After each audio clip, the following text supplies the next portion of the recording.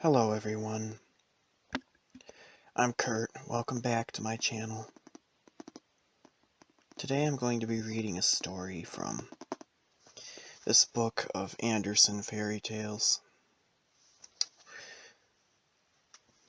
When I was in middle school, I used to carry around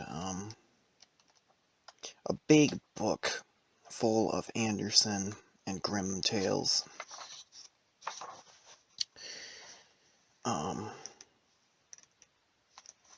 And one of my favorites to read, in fact, my favorite Andersen tale, if I can find it in here, one of my favorite ones to read was The Wild Swans. I love this story so much. I've read it so many times. And since I discovered ASMR around, I think 2016, 2017, one of my favorites to listen to, at least, ASMR book reading wise, is the reading of The Wild Swans, done by L. Elwin ASMR. Lovely reading, soothing, with the right kind of tone to it, I think.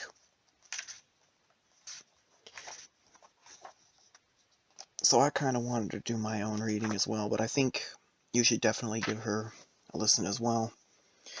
Maybe if you want to hear the story again, I'll try to link her reading of it below in the description. But today, I'm going to read The Wild Swans. So I hope you enjoy. Here we go. Far hence, in a country whither the swallows fly in our winter time, there dwelt a king who had 11 sons and 1 daughter, the beautiful Alisa. The 11 brothers, they were princes, went to school with stars on their breasts and swords by their sides. They wrote on golden tablets with diamond pens, and could read either with a book or without one. In short, it was easy to perceive that they were princes. Their sister Alisa used to sit upon a little glass stool, and had a picture book which cost the half of a kingdom. Oh, the children were so happy. But happy they were not to remain always. Their father, the king, married a very wicked queen, who was not at all kind to the poor children. They found this out on the first day after the marriage, when there was a grand gala at the palace. For when the children played at receiving company, instead of having as many cakes and sweetmeats as they liked, the queen gave them only some sand in a little dish, and told them to imagine that it was something nice. The week after, she sent the little Alisa to be brought up by some peasants in the country, and it was not long before she told the king so many falsehoods about the poor princes that he would have nothing more to do with them. "Away, out into the world, and take care of yourselves," said the wicked queen. "Fly away in the form of great speechless birds." But she could not make their transformation so disagreeable as she wished. The princes were changed into 11 white swans. Sending forth a strange cry, they flew out of the palace windows, over the park, and over the wood. It was still early in the morning when they passed by the place where Alisa lay sleeping in the peasant's cottage. They flew several times round the roof, stretched their long necks, and flapped their wings, but no one heard or saw them. They were forced to fly away up to the clouds and into the wide world. So on they went to the forest, which extended as far as the seashore. The poor little Alisa stood in the peasant's cottage, amusing herself with a green leaf, for she had no other plaything. She pricked a hole in the leaf, and peeped through it at the sun. And then she fancied she saw her brother's bright eyes, and whenever the warm sunbeams fell upon her cheeks, she thought of her brother's kisses. One day passed exactly like the other. When the wind blew through the thick hedge of rose trees in front of the house, she would whisper to the roses, Who is more beautiful than you? And the roses would shake their heads and say, Alisa. And when the peasant's wife sat on Sundays at the door of her cottage reading her hymn book, the wind would rustle in the leaves and say to the book, Who is more pious than thou? Alisa, replied the hymn book. And what the roses in the hymn book said was no more than the truth. Alisa was now 15 years old. She was sent for home, but when the queen saw how beautiful she was, she hated her the more, and would willingly have transformed her like her brothers into a wild swan. But she dared not do so, because the king wished to see his daughter. So the next morning the queen went into a bath which was made of marble, and fitted up with soft pillows and the gayest carpets. She took 3 toads, kissed them, and said to one, Settle thou upon Alisa's head, that she may become dull and sleepy like thee. Settle thou upon her forehead, she said to another, and let her become ugly like thee, so that her father may not know her again. And do thou place thyself upon her bosom, whispered she to the third, that her heart may become corrupt and evil, a torment to herself. She then put the toads into the clear water, which was immediately tinted with a green color, and having called Alisa, took off her clothes and made her get into the bath.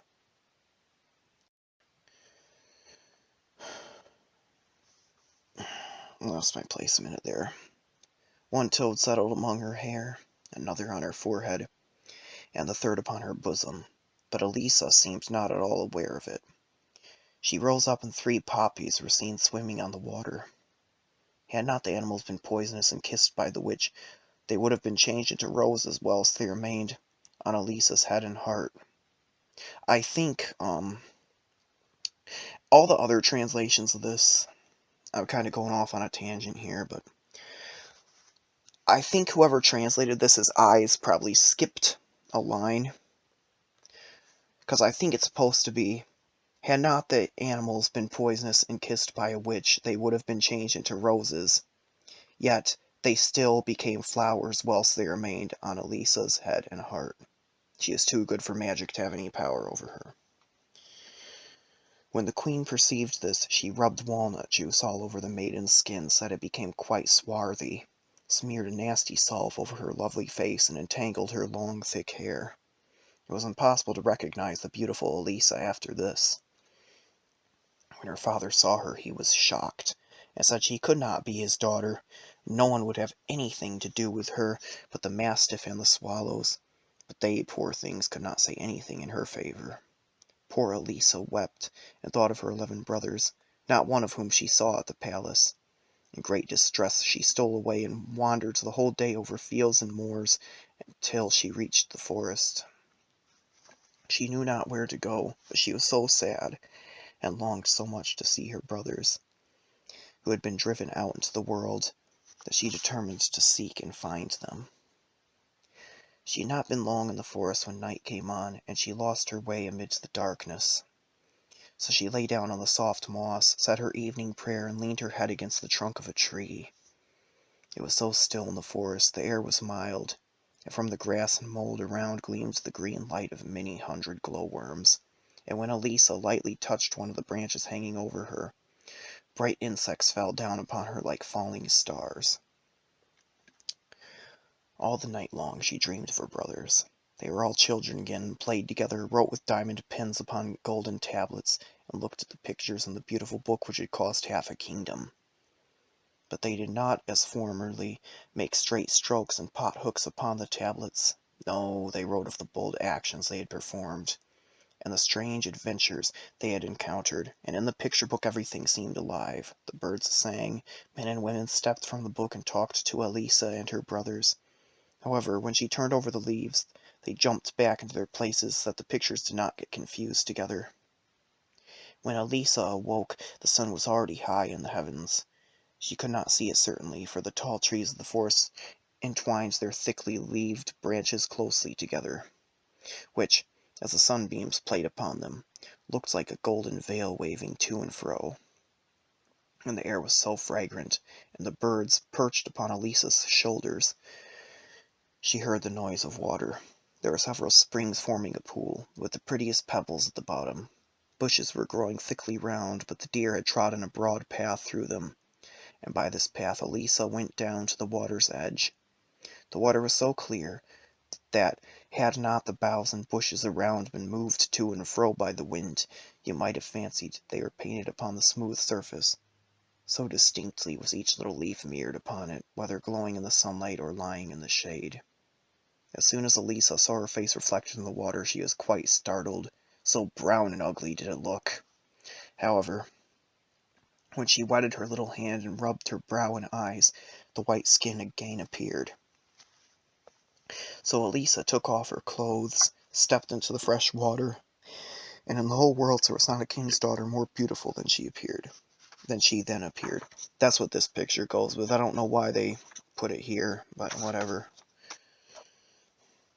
After she had again dressed herself and had braided her long hair, she went to the bubbling spring, drank out of the hollow of her hand, and then wandered farther into the forest. She knew not where she was going, but she thought of her brothers, and of the good God who, she felt, would never forsake her. He it was who made the wild crab trees grow in order to feed the hungry, and who showed her a tree whose boughs bent under the weight of their fruit. She made her noonday meal under its shade, propped up the boughs, and then walked on amid the dark twilight of the forest. It was so still that she could hear her own footsteps, and the rustling of each little withered leaf that was crushed beneath her feet. Not a bird was to be seen. Not a single sunbeam penetrated through the thick foliage, and the tall stems of the trees stood so close together that when she looked straight before her she seemed enclosed by trellis work upon trellis work. Oh, there was a solitariness in this forest such as Alisa had never known before. And the night was so dark. Not a single glowworm sent forth its light. Sad and melancholy she lay down to sleep. And it seemed to her as though the boughs above her opened, that she saw the angel of God looking down upon her with gentle aspect, and 1,000 little cherubs all round him. When she awoke in the morning, she could not tell whether this was a dream, or whether she had really been so watched. She walked on a little farther, and met an old woman with a basket full of berries. The old woman gave her some of them, and Alisa asked if she had not seen 11 princes ride through the wood. "No," said the old woman, "but I saw yesterday 11 swans with golden crowns upon their heads swim down the brook near this place." And she led Alisa a little farther to a precipice, the base of which was washed by a brook. The trees on each side stretched their long leafy branches towards each other. Where they could not unite, the roots had disengaged themselves from the earth, and hung their interlaced fibres over the water. Alisa bade the old woman farewell, and wandered by the side of the stream till she came to the place where it reached the open sea. The great, the beautiful sea extended before the maiden's eyes, but not a ship nor a boat was to be seen. How was she to go on? She observed the numberless little stones on the shore, all of which the waves had washed into a round form. Glass, iron, stone, everything that lay scattered there had been molded into shape. And yet the water which had effected this was much softer than Alisa's delicate little hand. "It rolls on unweariedly," said she, "and subdues what is so hard. I will be no less unwearied. Thank you for the lesson you have given me. Ye bright rolling waves, some day my heart tells me, you shall carry me to my dear brothers." There lay upon the wet sea grass 11 white swan feathers. Alisa collected them together. Drops of water hung about them. Whether dew or tears, she could not tell. She's quite alone on the seashore, but she did not care for that. The sea presented an eternal variety to her. More indeed in a few hours than the gentle inland waters would have offered in a whole year. When a black cloud passed over the sky, it seemed as if the sea would say, "I too can look dark." And the wind would blow, and the waves fling out their white foam. But when the clouds shone with a bright red tint and the winds were asleep, the sea also became like a rose leaf in hue. It was now green, now white. But as it reposed peacefully, a slight breeze on the shore caused the water to heave gently like the bosom of a heaving child. At sunset, Alisa saw 11 wild swans with golden crowns on their heads fly towards the land. They flew one behind another, looking like a streaming white ribbon. Alisa climbed the precipice and concealed herself behind a bush. The swans settled close to her and flapped their long white wings. As the sun sank beneath the water, the swans also vanished, and in their place stood 11 handsome princes, the brothers of Alisa. She uttered a loud cry, for although they were very much altered, Alisa knew that they felt that they must be her brothers. She ran into their arms, called them by their names, and how happy were they to see and recognize their sister, who had now grown so tall and so beautiful. They laughed and wept as they told each other how wickedly their stepmother had acted towards them. "We," said the eldest of the brothers, "fly or swim as long as the sun is above the horizon. But when it sinks below, we appear again in our human form. We are therefore obliged to look for a safe resting place, for if at sunset we were flying among the clouds, we should fall down as soon as we resumed our own form. We do not dwell here." Lost my place. "A land quite as beautiful as this lies on the opposite side of the sea, but it is far off. To reach it, we have to cross the deep waters, and there is no island midway on which we may rest at night. One little solitary rock rises from the waves, and upon it we only just find room enough to stand side by side. There we spend the night in our human form, and when the sea is rough, we are sprinkled by its foam. But we are thankful for this resting place, for without it we should never be able to visit our dear native country. Only once in the year is this visit to our home of our fathers permitted. We require 2 of the longest days of our flight, and can remain here only 11 days, during which time we fly over the large forest, whence we can see the palace in which we were born, where our father dwells, and the tower of the church in which our mother was buried. Here even the trees and bushes seem of kin to us. Here the wild horses still race over the plains, as in the days of our childhood. Here the charcoal burner still sings the same old tunes to which we used to dance in our youth. Here we are still attached, and here we have found thee, thou dear little sister. We have yet 2 days longer to stay here. Then we must fly over the sea to a land beautiful indeed, but not our fatherland. How shall we take thee with us? We have neither ship nor boat." "How shall I be able to release you?" said the sister. And so they went on talking almost the whole of the night. They slumbered only a few hours. Alisa was awakened by the rustling of swans' wings which were fluttering above her. Her brothers were again transformed, and for some time flew around in large circles. At last they flew far, far away, and one of them remained behind. It was the youngest. He laid his head in her lap, and she stroked his white wings. They remained the whole day together. Towards evening the others came back. When the sun was set, again they stood on the firm ground in their natural form. "Tomorrow we shall fly away, and may not return for a year. But we cannot leave thee. Hast thou courage to accompany us? My arm is strong enough to bear thee through the forest. Shall we not have sufficient strength in our wings to transport thee over the sea?" "Yes, take me with you," said Alisa. They spent the whole night in weaving a mat of the pliant willow bark and the tough rushes, and their mat was thick and strong. Alisa lay down upon it, and when the sun had risen, and the brothers were again transformed into wild swans, they seized the mat with their beaks, and flew up high among the clouds with their dear sister, who was still sleeping. The sunbeams shone full upon her face, so one of the swans flew over her head and shaded her with his broad wings. They were already far from land when Alisa awoke. She thought she was still dreaming. So strange did it appear to her to be traveling through the air and over the sea. By her side lay a cluster of pretty berries and a handful of savory roots. Her youngest brother had collected and laid them there, and she thanked him with a smile, for she knew him as the swan who flew over her head and shaded her with his wings. They flew so high that the first ship they saw beneath them seemed like a white seagull hovering over the water. Alisa saw behind her a large cloud. It looked like a mountain, and on it she saw the gigantic shadows of herself and the 11 swans. It formed a picture more splendid than any she had ever seen. Soon, however, the sun rose higher. The cloud remained far behind, and then the floating, shadowy picture disappeared. The whole day they continued flying with a whizzing noise, somewhat like an arrow, and yet they went slower than usual. They had their sister to carry. A heavy tempest was gathering. The evening approached. Anxiously did Alisa watch the sun. It was setting. Still the solitary rock could not be seen.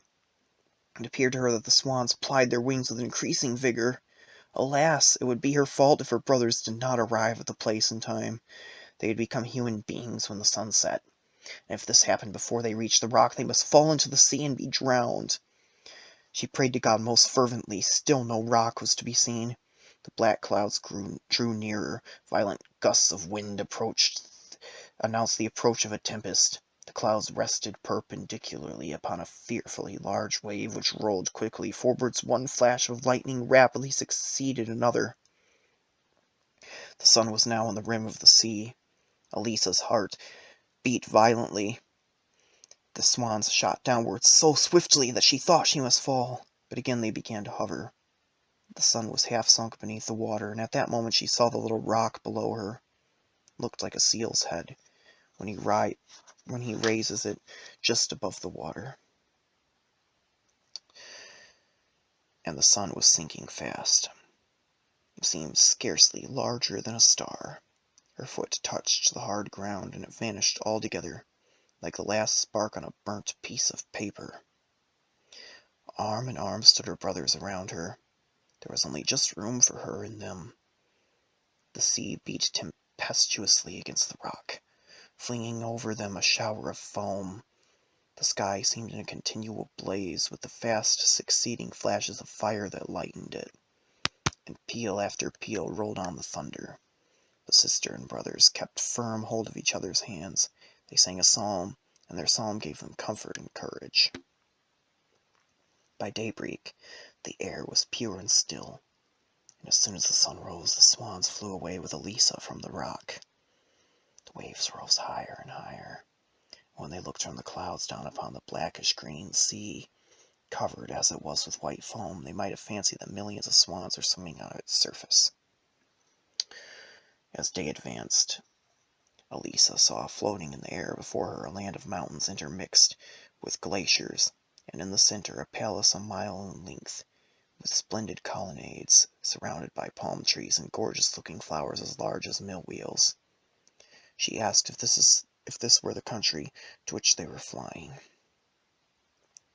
But the swans shook their heads, for what she saw was the beautiful airy castle of the fairy Morgana, where no human being was admitted.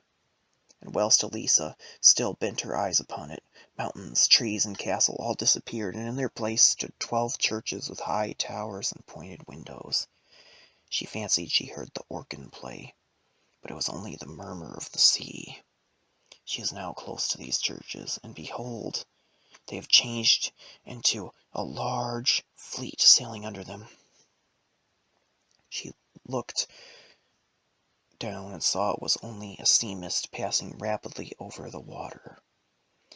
An eternal variety floated before her eyes, till at last the actual land to which she was going appeared in sight. Beautiful blue mountains, cedar woods, towns, and castles rose to view. Long before sunset, Alisa lay down among the mountains, in front of a large cavern. Delicate young creepers grew around so thickly that it appeared covered with gay embroidered carpets. "Now we shall see what thou wilt dream of tonight," said her youngest brother, and he showed her the sleeping chamber destined for her. "Oh, that I could dream how you might be released from the spell," said she, and this thought completely occupied her. She prayed most earnestly for God's assistance. Nay, even in her dreams she continued praying, and it appeared to her that she was flying up high in the air towards the castle of the fairy Morgana. The fairy came forward to meet her radiant and beautiful, and yet she fancied she resembled the old woman who'd given her berries in the forest and told her of the swans with golden crowns. "Thou canst release thy brothers," said she, "but hast thou courage and patience sufficient? The water is indeed softer than thy delicate hands, and yet can mould the hard stones to its will. But then it cannot feel the pain which thy tender fingers will feel. It has no heart. It cannot suffer the anxiety and grief which thou must suffer. Dost thou see these stinging nettles which I have in my hand? There are many of the same kind growing round the cave where thou art sleeping. Only those that grow there, or on the graves in the churchyard, are of use. Remember that. Thou must pluck them. Although they will sting thy hand, thou must trample on the nettles with thy feet and get yarn from them. And with this yarn thou must weave 11 shirts with long sleeves. Throw them over the 11 wild swans, and the spell is broken. But mark this, from the moment that thou beginnest thy work, till it is completed, even should it occupy thee for years, thou must not speak a word. The first syllable that escapes thy lips will fall like a dagger into the hearts of thy brothers. On thy tongue depends their life. Mark well all this." And at the same moment the fairy touched Alisa's hands with a nettle, which made them burn like fire, and Alisa awoke. It was broad daylight, and close to her lay a nettle like the one she had seen in her dream. She fell upon her knees, thanked God, and then went out of the cave in order to begin her work. She plucked with her own delicate hands the disagreeable, stinging nettles. They burned large blisters on her hands and arms, but she bore the pain willingly in the hope of releasing her dear brothers. She trampled on the nettles with her naked feet and spun the green yarn. At sunset came her brothers. Alisa's silence quite frightened them. They thought it must be the effect of some fresh spell of their wicked stepmother, but when they saw her blistered hands they found out what their sister was doing for their sakes. The youngest brother wept. When his tears fell upon her hands, Alisa felt no more pain, and the blisters disappeared. The whole night she spent in her work, for she could not rest till she had released her brothers. All the following days she sat in her solitude, for the swans had flown away. But never had time passed so quickly. One shirt was ready. She now began the second. Suddenly a hunting horn resounded among the mountains. Alisa was frightened. The noise came nearer. She heard the hounds barking. In great terror she fled into the cave, bound up the nettles which she had gathered and combed into a bundle, and sat down upon it. In the same moment a large dog sprang from the bushes. 2 others immediately followed. They barked loudly, ran away, and then returned. It was not long before the hunters stood in front of the cave. The handsomest among them was the king of that country. He stepped up to Alisa. Never had he seen a lovelier maiden. "How earnest thou here, thou beautiful child?" said he. Alisa shook her head. She dared not speak. A word would have cost her the life of her brothers, and she hid her hands under her apron lest the king should see how she was suffering. "Come with me," said he. "Thou must not stay here. If thou art as good as thou art beautiful, I will dress thee in velvet and silk. I will put a gold crown upon thy head, and thou shalt dwell in my palace." So he lifted her upon his horse, while she wept and wrung her hands. But the king said, "I only desire thy happiness. Thou shalt thank me for this some day." And away he rode over mountains and valleys, holding her on his horse in front, whilst the other hunters followed. When the sun set, the king's magnificent capital with its churches and cupolas lay before them, and the king led Alisa into the palace, where in a high marble hall fountains were playing, and the walls and ceiling displayed the most beautiful paintings. But Alisa cared not for all this splendor. She wept and mourned in silence, even whilst some female attendants dressed her in royal robes, wove costly pearls in her hair, and drew soft gloves over her blistered hands. And now she was full dressed as she stood in her splendid attire. Her beauty was so dazzling that the courtiers all bowed low before her, and the king chose her for his bride, although the archbishop shook his head and whispered that the beautiful lady in the wood must certainly be a witch, who had blinded their eyes and infatuated the king's heart. But the king did not listen. He ordered that music should be played. A sumptuous banquet was served up, and the loveliest maidens danced round the bride. She was led through the fragrant gardens into magnificent halls, but not a smile was seen to play upon her lips or beam from her eyes. The king then opened a small room next to her sleeping apartment. It was adorned with costly green tapestry, and exactly resembled the cave in which she had been found. Upon the ground lay the bundle of yarn which she had spun from the nettles, and by the wall hung the shirt she had completed. One of the hunters had brought all this, thinking there must be something wonderful in it. "Here thou mayest dream of thy former home," said the king. "Here is the work which has employed thee. Amidst all thy present splendor, it may sometimes give thee pleasure to fancy thyself here again." When Alisa saw what was so dear to her heart, she smiled, and the blood returned to her cheeks. She thought her brothers might still be released, and she kissed the king's hand. He pressed her to his heart and ordered the bells of all the churches in the city to be rung to announce the celebration of their wedding. The beautiful dumb maiden of the wood was to become queen of the land.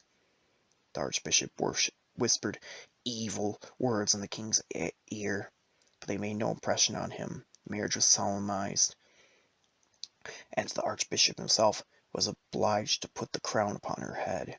In his rage he pressed the narrow rim so firmly on her forehead that it hurt her. But a heavier weight, sorrow for her brothers, lay upon her heart. She did not feel bodily pain. She was still silent. A single word would have killed her brothers. Her eyes, however, beamed with heartfelt love to the king, so good and handsome, who had done so much to make her happy. She became more warmly attached to him every day. Oh, how much she wished she might confide to him all her sorrows. But she was forced to remain silent. She could not speak until her work was completed. To this end she stole away every night, and went into the little room that was fitted up in imitation of the cave. There she worked at her shirts, but by the time she had begun the seventh, all her yarn was spent. She knew that the nettles she needed grew in the churchyard, but she must gather them herself. How was she to get them? "Oh, what is the pain in my fingers compared to the anguish my heart suffers?" thought she. "I must venture to the churchyard. The good God will not withdraw his protection from me." Fearful as though she were about to do something wrong, one moonlight night she crept down to the garden, and through the long avenues got into the lonely road leading to the churchyard. She saw sitting on one of the broadest tombstones a number of ugly old witches. They took off their ragged clothes as if they were going to bathe, and digging with their long lean fingers into the fresh grass, drew up the dead bodies and devoured the flesh. Alisa was obliged to pass by them, and the witches fixed their wicked eyes upon her, but she repeated her prayer, gathered the stinging nettles, and took them back with her into the palace. Only one person had seen her. It was the Archbishop. He was awake when others slept. Now he was convinced that all was not right about the queen. She must be a witch, who had through her enchantments infatuated the king and all the people. In the confessional he told the king what he had seen and what he feared, and when the slanderous words came from his lips, the sculptured images of the saints shook their heads as though they would say, "It is untrue! Alisa is innocent!" But the archbishop explained the omen quite otherwise. He thought it was a testimony against her that the holy images shook their heads at hearing of her sin. 2 large tears rolled down the king's cheeks. He returned home in doubt. He pretended to sleep at night, though sleep never visited him, and he noticed that Alisa rose from her bed every night. Every time he followed her secretly, and saw her enter her little room. His countenance became darker every day. Alisa perceived it, though she knew not the cause. She was much pained, and besides, what did she not suffer in her heart for her brothers? Her bitter tears ran down on the royal velvet and purple. They looked like bright diamonds, and all who saw the magnificence that surrounded her wished themselves in her place. She had now nearly finished her work. Only one shirt was wanting. Unfortunately, yarn was wanting also. She had not a single nettle left. Once more, only this time, she must go to the churchyard and gather a few handfuls. She shuddered when she thought of the solitary walk and of the horrid witches. But her resolution was as firm as her trust in God. Alisa went. The king and the archbishop followed her. They saw her disappear at the churchyard door, and when they came nearer, they saw the witches sitting on the tombstones as Alisa had seen them, and the king turned away, for he believed her, whose head had rested on his bosom that very evening, to be amongst them. "Let the people judge her," said he, and the people condemned her to be burnt. She is now dragged from the king's sumptuous apartments into a dark, damp prison, where the wind whistled through the grated window. Instead of velvet and silk, they gave her the bundle of nettles she had gathered. On that she must lay her head. The shirts she had woven must serve her as a mattress and counterpane. But they could not have given her anything she valued so much, and she continued her work, at the same time praying earnestly to her God. The boys sang scandalous songs about her in front of the prison. Not a soul comforted her with one word of love. Towards evening, she heard the rustling of Swan's wings at the grating. It was the youngest of her brothers, who had at last found his sister, and she sobbed aloud for joy, although she knew that the coming night would probably be the last of her life. But then her work was almost finished, and her brother was near. The archbishop came in to spend the last hour with her. He had promised the king he would, but she shook her head and entreated him with her eyes and gestures to go. This night she must finish her work, or all she had suffered, her pain, her anxiety, her sleepless nights, would be in vain. The archbishop went away with many angry words, but the unfortunate Alisa knew herself to be perfectly innocent, and went on with her work. Little mice ran busily about and dragged the nettles to her feet, wishing to help her, and the thrush perched on the iron bars of the window and sang all night as merrily as he could, that Alisa might not lose courage. It was still twilight, just 1 hour before sunrise, and the 11 brothers stood before the palace gates, requesting an audience of the king. But it could not be, they were told. It was still night, the king was asleep, and they dared not wake him. They entreated, they threatened. The guard came up. The king himself at last stepped out to ask what was the matter. At that moment the sun rose. The brothers could be seen no longer. And 11 white swans flew away over the palace. The people poured forth from the gates of the city. They wished to see the witch burnt. One wretched horse drew the cart in which Alisa was placed. A coarse frock of sackcloth had been put on her. Her beautiful long hair hung loosely over her shoulders. Her cheeks were of deadly paleness. Her lips moved gently, and her fingers wove the green yarn. Even on her way to her cruel death, she did not give up her work. The 10 shirts lay at her feet. She is now laboring to complete the 11th. The rabble insulted her. Look at the witch, how she mutters. She has not a hymn book in her hand. No, there she sits with her accursed hocus-pocus. Tear it from her, tear it into 1,000 pieces. And they all crowded about her, and were on the point of snatching away the shirts, when 11 white swans came flying towards the cart. They settled all round her and flapped their wings. The crowd gave way to terror. "It is a sign from heaven. She is certainly innocent," whispered some. They dared not say so aloud. The sheriff now seized her by the hand. In a moment she threw the 11 shirts over the swans, and 11 handsome princes appeared in their place. The youngest had, however, only one arm, and a wing instead of the other, for one sleeve was deficient in his shirt. It had not quite been finished. "Now I may speak," said she. "I am innocent." And the people who had seen what had happened bowed before her, as before a saint. She, however, sank lifeless in her brother's arms. Suspense, fear, and grief had quite exhausted her. "Yes, she is innocent," said her eldest brother, and he now related their wonderful history. Whilst he spoke, a fragrance as delicious as though it proceeded from millions of roses diffused itself around, for every piece of wood in the funeral pile had taken root, sent forth branches. A hedge of blooming red roses surrounded Alisa, and above all the others blossomed a flower of dazzling white color, bright as a star.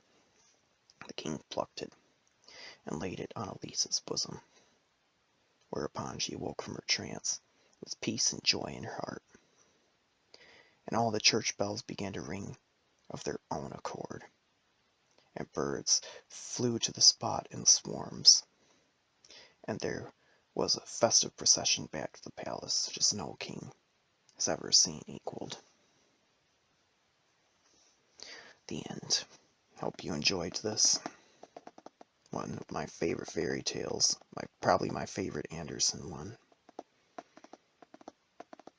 Let me know what you guys would like to see in the future. I'll try to read some Christmas stories here in December. I'll see you next time.